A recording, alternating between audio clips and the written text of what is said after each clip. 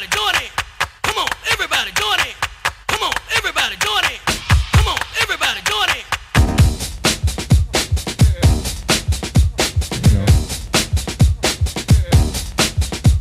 You'll hear the crowd go wild. You'll hear the crowd go wild. You'll hear the crowd go wild.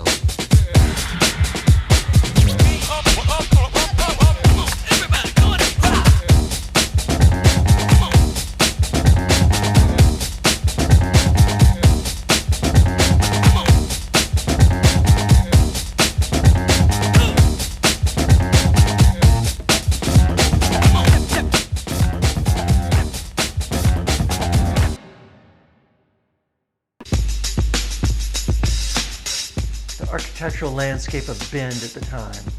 Well, 30 years ago, or 35 even when we moved here, it was what you have in this neighborhood, a lot of small mill homes, and then you'd have more executive mill homes over on Congress Street and State Street. You had some craftsman revival architecture in small subdivisions around town. Most of that architectural landscape was, the new architectural landscape that was being constructed was more of a suburban and auto-dominated format. And then not too long ago after we moved here, a developer decided to transition into more of a neo-urbanist model of development. So alleys and front porches, and to reinvigorate the patterns of development that we actually see in the oldest neighborhoods in Bend. All of these neighborhoods here have alleys in them, or the original platting for the city. And so that developer's goal was to shift maybe a little bit away from auto-dominated to more human and pedestrian-dominated development patterns. Architecture, as far as new architecture, was dominated by craftsman revival types of homes and or facsimiles of craftsman revival homes at the time. So we saw that over and over again. What has historically been kind of in place is that the individual neighborhoods might have a set of design guidelines. And so, you know, if we're talking about Bend, there's neighborhoods like Aubrey Butte or Broken Top or now Tetherow or North Rim. Those types of neighborhoods each have a set of design guidelines. And historically, those were extremely conservative. Basically, it was very restricting in terms of what materials you can use, you know, what the roof lines of your home could look like. And the net result is that almost everything kind of looked exactly the same. Something like that. We would see a lot of that. In fact, one of the authors of this book, Christian Gladue, a friend of mine who has published his own books and has done a incredible library of craftsman revival architecture. He was a big leader in Bend of doing this style of home. But again, this emulates some of the oldest homes in Bend from the early 1900s. So very similar in feeling and form. In the 4 to 5 years running up until the recession of 2008, there started to be some really interesting things happening in Bend. Some of them were maybe not so great. You know, there were a lot of builders who basically thought, well, I can build absolutely anything and make a profit, leading up to that 2008 recession. So there was some very weird architecture going on. But some of it also, you know, that's when we started to see more of an influx of people coming in from, say, the Bay Area or Portland, Los Angeles, Seattle. You know, the process of those people coming in from those localities and bringing a different design sensibility, that was really the trigger that made Bend become something a little bit more interesting from an architectural point of view. In terms of firms, it's been really interesting to see how it's evolved over time. When I first moved here, there was, you know, 3 firms that were roughly 10 to 20 people, and then there was some sole practitioners. But over time, I think the level of design and excitement and clients willing to push the boundaries has really increased, even over just the last 8 years since I've been here. And it's been really exciting to see new players come into town, And also old ones just, step their game up. And I think a lot of it has to do with the more good architecture that's in town and the more that clients experience those things, they can start to understand the value of good design. And it's easier to make the case for doing something a little bit more interesting and fun. Whenever we start a project, no matter where it is, in Bend, when we have so little humidity, we're oftentimes thinking about designing a home like a shade tree, specifically a deciduous shade tree. So we're using a bit of biomimicry and thinking about how does it feel to live in Bend in this environment. And in summertime, on a hot day like today, if you're under a big canopy of a shade tree, but there's a small breeze going through, it's oftentimes quite pleasant in the shade here in Bend. Even when it's 90s, low 90s, mid 90s, still very comfortable. Whereas in the winter, we don't want to block the sun. We want all that sun to hit us directly, and so we can be warmer. And shade trees, deciduous trees, lose their leaves in the winter, allow the sun to filter through. So in our minds, we're thinking about the building mimicking a shade tree, deciduous shade tree in Bend. And so, yeah, I think in like California, you kind of see a little bit more use of color. You see, a lot of like greenery. And then in Colorado, you might see, it depends on like the style, but you do see a lot of like mountain modernism there, which explicitly references like ranch type. Do you think that brings itself to Bend? People do it here, but I feel like it looks out of place here, to be honest, because we have like, our landscape is like pretty horizontal. So I feel like, I feel like this big like mountain lodge feels a little weird because we're not actually in the mountains here, we're next to the mountains. Mm-hmm. I don't think, when it comes to houses, I don't think that style is my area of expertise. I think that I'm more interested and experienced in crafting architecture around the people who are building the house for, their lifestyle. So like, I actually don't often have the conversation of style with clients. I find it sometimes extremely confusing because if you polled a bunch of people and showed them a picture and asked them to describe the style, I don't think that there's much consensus, especially amongst the general population. I don't think that there is amongst architects either. I think that architects could pick out certain points of it and be like, oh, this was rooted in this historical thing.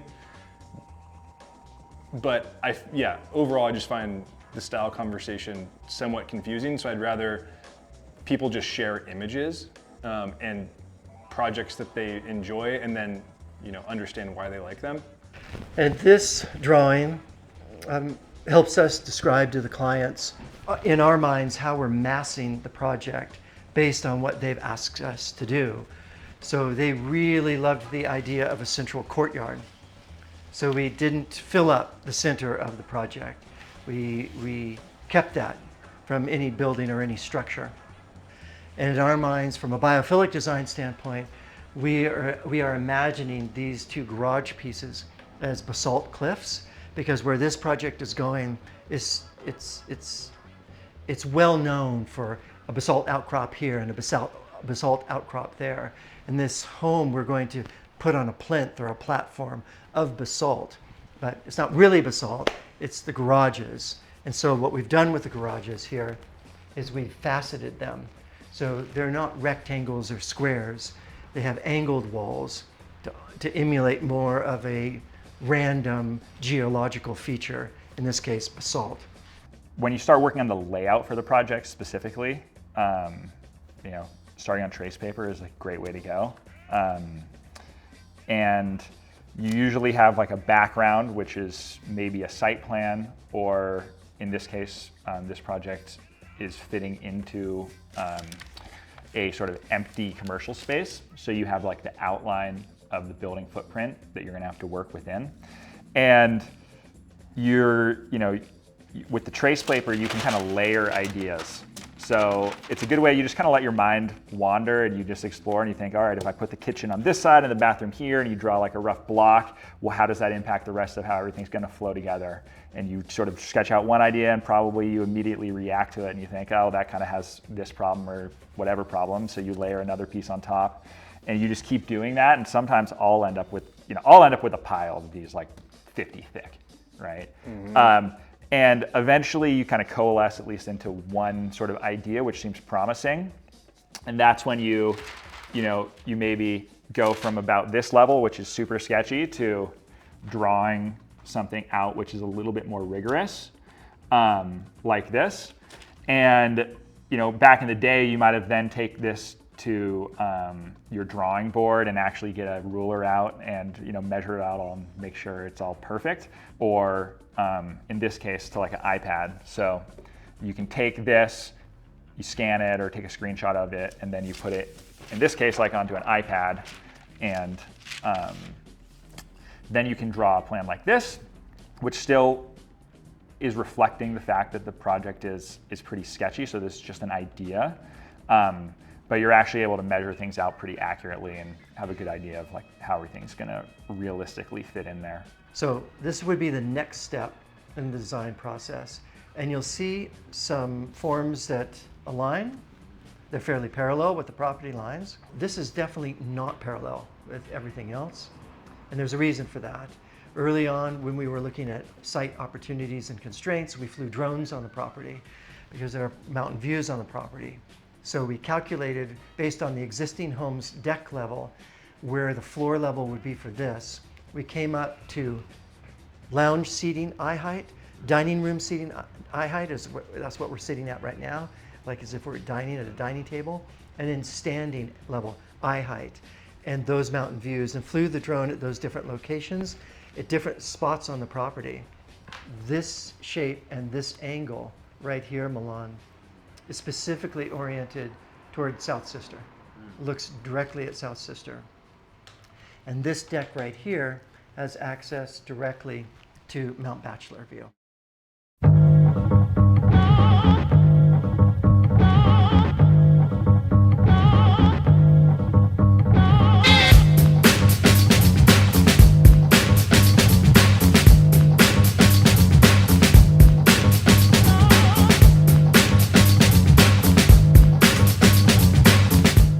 Yeah, so we're here at the West Hills house in Bend, and the client came to me with an empty lot, which is pretty rare for this side of town.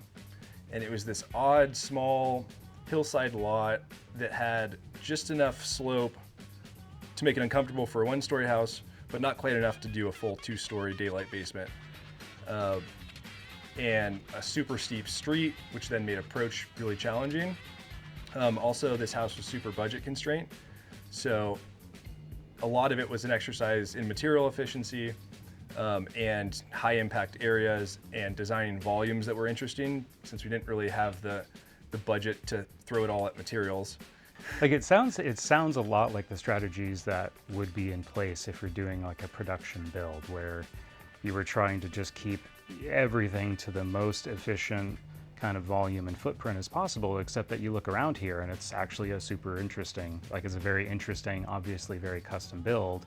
For me, that feels like something that's a really, it's a kind of a learning moment in a way, because when a lot of people think custom home building, particularly in Bend, that's necessarily an incredibly expensive endeavor.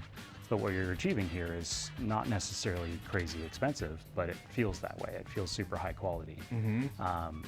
Which makes me wonder, like, what other strategies have a similar approach with the exterior materials, or say doors and windows, or just kind of overall form of the building? There's obviously the material efficiency. There was maximizing usable space so we could limit square footage. So really in the house, there's probably about 50 square feet of what would be considered hallway or dead space, which is really just at the ends, and they're basically just skylit vestibules that doors all come into. One interesting thing is on this house, I did also fabricate a lot of, interesting touches, which to some degree was a budget related decision. I think the front door is probably the most striking component of the house. This, really large, heavy pivot door I made that brass handle that rolls out and around and has this shadow line. You know, I think to take a step back, the whole process of building a house, a lot of people think of the finished result, but actually the process and the stories that come out of it become really meaningful to the clients throughout the life of their house. You know, they have people over and it's like, I want to tell you about this door, this guy Matthew who built it, his backstory. And so I think, you know, maybe one thing that's missing also from these more production style houses is all of these stories and getting to know people on the job site who are actually crafting these things, and all of that goes along with it. I think, you know, makes a place special. Like the result is special, but also how we got there is really special. And, you know, the moments we shared on the project. And it seems like the best of those moments are actually self-evident. That's something that I've always been kind of keeping in the back of my mind, is that we're designing for a particular client and a particular moment, but this house will be here for 60 years or 100 years or 200 years. And so to some extent, it needs to be self-evident that craft and care went into it, and it's flexible enough that somebody else can come in and occupy and inhabit the space in a way that makes it feel like it's theirs. And a lot of those, you know, the moments like the front door, and I'd love to hear more about some of the other moments around the house that were kind of similar, kind of small design projects in their own. Hey, yeah, I want all your promises to stand up. I'm really excited about how the entry turned out. You know, you come in past this big door and you're in this separate space, but because the space is so small, we needed to open it up to the rest of the area so it didn't feel too tight. And so we did that by carving away out of this, you know, cedar box that speaks to the exterior environment. So it, you know, it sort of mirrors what you were just at. It's this interstitial space. It's then carved away. And then, you know, thinking about the dining space and how much area we really had for chairs, it was like, well, how do we pull the dining room closer to the entry? And it was like, oh, what if we did, you know, this floating bench that comes out and becomes a banquette for the dining table. I always struggle with specifying dining room lights. There seems to be these like very specific typologies that exist, and I've never really been overly excited about any one of those things. So that design actually wasn't done until the house was pretty much complete.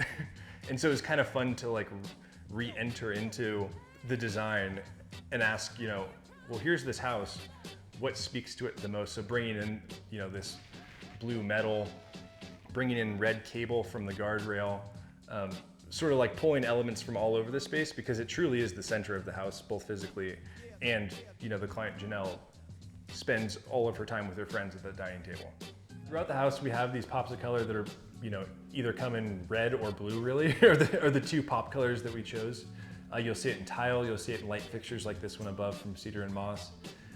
We also were playing with using both brass and matte black together all in the same room, which is kind of a fun touch that makes the brass sit back a little bit more in the field of vision. And yeah, just bringing in, you know, this perforated metal. We've got a lot of metal in this house, both in panel form and in light fixtures, obviously in faucets. In a city like Bend, it's a big enough city where there are lots of different people who can basically accomplish any particular task, but it seems like you've got a really great network of other makers and people who are just excited about building stuff that come together. And if you identify a design problem, then you probably have a good network of people who can work with you to achieve it. Like, that's one of the big advantages to actually living and working here, I would think, is, you know, there's lots of other cities that might be 100,000 people in population, but just don't have anywhere near that level of you know, talent to work with on all these different trades, you know, architects and woodworkers and steel fabricators. So it seems like you're really relying heavily on the connections that you've made and the sort of informal conversations about, well, I can't buy this. Can we figure out a way, you know, us 3 or 4 or 5 people to just make this happen? Right. And the end result of that is something that is just super unique and, you know, incredibly creative. And as you said, is bespoke to this home in a really beautiful way.